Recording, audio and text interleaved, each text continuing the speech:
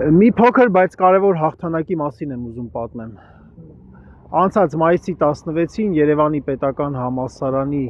106-րդ տարեդարձի օրը եթերում հարցազրույցի ժամանակ շնորհավորելով Երևանի պետական համալսարանի տարեդարձը քննարկեցինք որոշ իրողություններ եւ այսպիսի մի գնահատական հնչեցրեցի, որ ցավոք երբեք այսքան ցածր չի եղել Երևանի պետական համալսարանի ռենոմեն։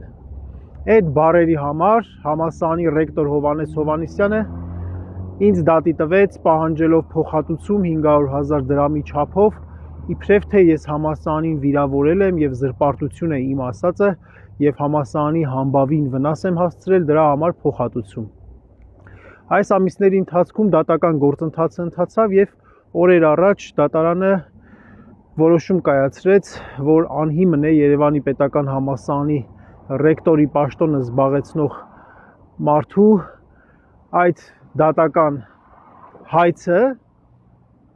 որով փաստորեն նա հանդես է եկել ամբողջ Երևանի պետական համալսարանի անունից, պաշտոնապես ԵՊՀ-ն է էլի ինձ դատի տվել։ Սա իհարկե ամոթ է եւ խայտառակություն է։ Քիչ չէ, որ ինձ հեռացրեցին համալսարանից տարիուկես առաջ անհիմն ապօրինի ձևով, հիմա էլ ազատ խոսք ասելու համար, գնահատական կարծիք արտահայտելու համար դատի են տալիս։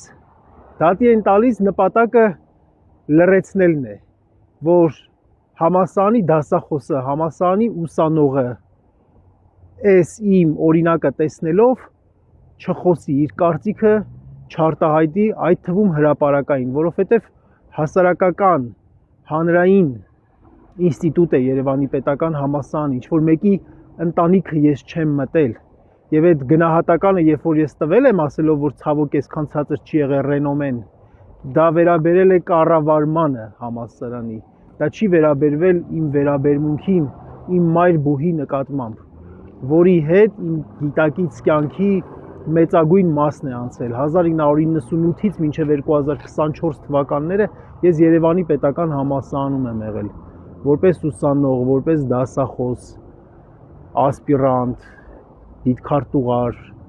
փոխդեկան, պրոռեկտոր եւ այս հանգամանքը հաշվի առնելով ես ուղղակի ուզում եմ ասել ամոթա մի արա նման բան եւ դու միևնույն է չես կարող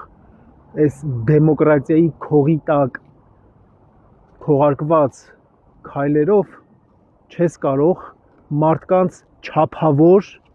եւ ազատ խոսքը լրացնես իսկապես ամոթ է